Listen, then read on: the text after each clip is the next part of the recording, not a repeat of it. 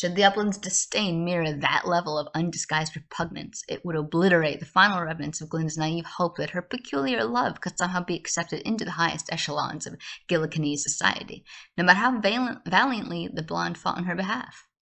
Already Elphaba could envision her sweet sunshine's light dimming, crumbling inward beneath the weight of such brutal judgments passed by the very pillars meant to nurture her effervescent spirit. A choking thickness gripped Elphaba's abused throat as she willed the enchantment to hold through the sheer force of magical exertion and indomitable will. She could not, would not, voice that level of crushing disillusionment and despondency upon her beloved, not with the sacrosanct rites of the Vindomesian Easter imminent and all of its symbolic pomp of rebirth and spiritual renewal on the horizon. To have that glorious, transformative celebration of life and love marred by the blasphemous, unholy spectacle of her unvarnished peculiarities laid bare could inflict scars upon both their souls too ragged to ever heal. It would rob Glinda of the long-standing familiar traditions and treasured rituals she'd looked forward to, proudly ushering her virgin paramour through in the heart of her ancestral demons. And for Elphaba herself, unveiling her true emerald self before the upland's contemptuous sneers could only dredge up the buried traumas of those childhood humiliations, compounded tenfold by the weight of shattering dreams for her and Glinda's future. How could the two of them forge a life partnership, let alone spark a rebellion against the wizard oppressive regime, without the parental benediction of at least one side of respectable noble society? No, she could not risk that utter desolation, that sort of spiritual annihilation of all their burning hopes and principles. Even if it meant enduring the corporeal torments of this ruthless illness racking her body a while longer, if maintaining the charade of a proper, socially acceptable courtly lady through the final dregs of her mysterious fortitude was the price of preserving those hard-won domestic stakes, she would pay it without complaint. For if Elphaba found the resilience to suffer through the revered Vindomesian Easter celebration with grace, there remained a flicker of promise that her dedication could win some measure of familial acceptance and tolerance. A narrow foothold to keep the door cracked rather than slam shut in their face entirely. From there, it would be Glinda's righteous passion, as well as the love blazing between them, to eventually batter down the rest of those barriers with time. Flicker of hope sparked behind Elphaba's fever-glazed eyes as the prospect materialized in her mind's hazy corridors. For despite the upland's unvarnished reactions to her peculiarities thus far, she had seen glimpses of their professed devotion to honoring the Vindomesian holiday traditions. Subtle fortitude sheltered away behind their austere sneers and disdainful judgments, undercurrents of quiet dignity and ceremonial piety fostered over generations. Should Elphaba successfully navigate the dizzying rituals of the coming Easter celebration without a single misstep, it could plant the seeds of respect, if not outright acceptance. She needed to only uphold a facade of a dignified, genteel poise and unwavering stamina as Glinda intended in the face of this wretched ailment's virtual onslaughts.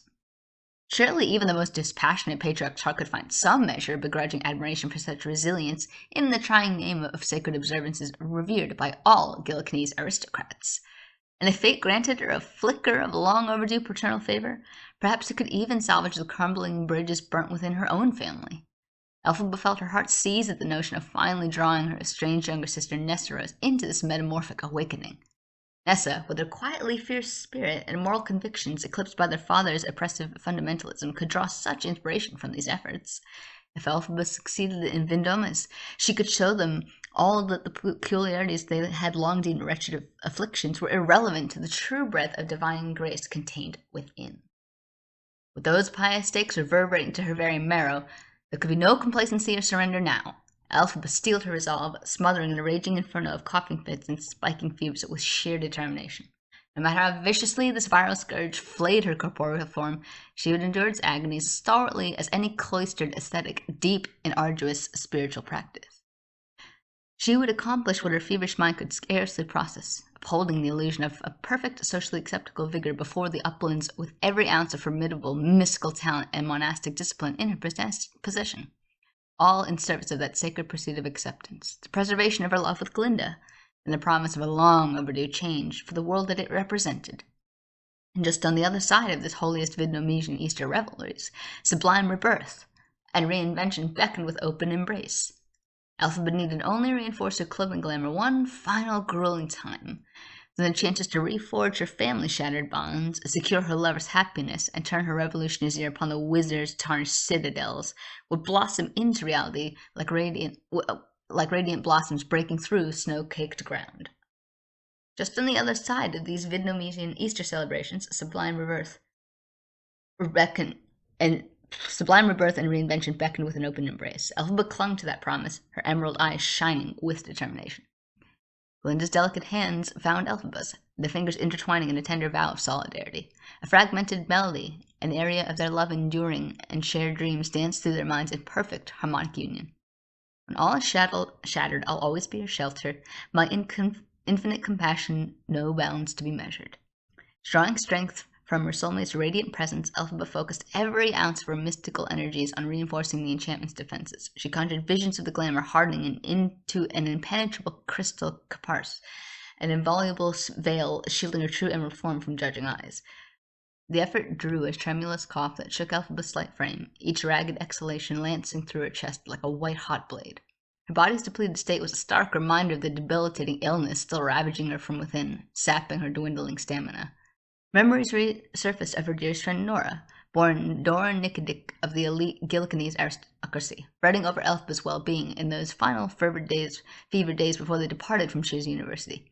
The brilliant naturalist had regarded her verdant companion with the same quiet concern once afforded a beloved sibling slipping into unwise overindulgences. You cannot work yourself into an early grave before we depart, Elphie. Glinda expects your vigor and your liveliness to sweep her off her feet, not some half-dead husk. The words carried an undeniable truth then, an earnest appeal from a kindred soul who recognized the manic fixations of genius teetering on the precipice of obsessive self-destruction. How little Nora could have fathomed the extent of Elphaba's imminent ordeal, that her dearest friend's very essence and tenuous hopes from familial acceptance would soon hang by such gossamer threads. Yet Nora's deep-rooted affinity for the arcana academics and theoretical life sciences overshadowed any tendencies towards aristocratic frivolity instilled by her patrician upbringing. The noblewoman's virtuistic talent in biomystical theory and abilities to unravel nature's most arcane enigmas had cemented her place in shiz. An outcast much like Elphaba herself, Nora instinctively gravitated towards her equally sacrosanct academic obsessions over the ephemeral pageantry of societal politics. In each other they recognized the inextinguishable furnaces burning in perpetual pursuit of greater wisdom and metamorphic sorceries few could comprehend. And so despite Nora's impassioned pleas, Elphaba knew she alone grasped the full stakes of catalyzing her relentless quest. Her revolutionary animate energy research on animating vital essences itself embodied the foundational paradigm shifts required to spark Oz's long overdue renaissance from the wizard's repressive dark age. Just as these sacred Vietnamesian rites heralded spring's rapturous rebirth across the Gillican lands, so did Elphaba's torturous intellectual and spiritual labors serve as the alchemic bellows to stoke revolutionary fires throughout the oppressed animal populaces. She was no mere academic in pursuit of accolades, but a visionary vanguard paving the way towards total societal transfigurations. The first defined footfalls were destined to blaze their own path, where equality, justice, and enlightenment guided all gemshafts in harmonious concert rather than stratifications of power, status, and tyranny. To set those monumental transformations into an unstoppable course, however, Elphaba knew she must first undergo a sacred metamorphosis of her own, not merely a Butalian debutante donning rouge and flirtatious pouts to dazzle the aristocratic fathers, but an anointed phoenix initiate, reborn, reforged, and transcendent. The verdant arcana prodigy could already feel the punishing celestial ordeals nipping at her heels in pursuit of that promise of exaltation, testing her fortitude and dedication. As the revered Vietnamesian Easter revels unfolded around her in kaleidoscopic grandeur, their totemic rituals would demand exacting sacrifices of her dwindling corporeal and metaphysical reserves.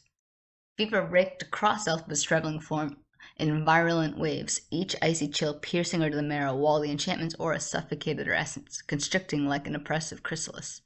Yet rather than falter, she sensed her indomitable spirit straining with greater intensity against those metaphysical shackles restraining its true transcendent potential. Because on the other side of the sacred initiatory rites awaited the holiest of rebirths, an ecstatic transformation into the embodied archetype of nature's most hallowed principles. No longer a shunned blasphemy against divine graces, but imperial vanguard whose emerald radiance outshone the heavens themselves. To emerge reincarnated as the living personification of revolutionary ideals, Elphaba had to remain resolute. She would withstand these sacred observations without faltering, upholding an immaculate facade of health and graceful piety despite her body's vicious protestations. Only then could the verdant vessel of life's inexorable transformation shed its final corporeal and existential shackles, igniting the promised uprisings to reform their oppressive civilizations from the ashes of its antiquated hypocrisies, like a newborn phoenix rising in resplendent glory from smoldering ruination.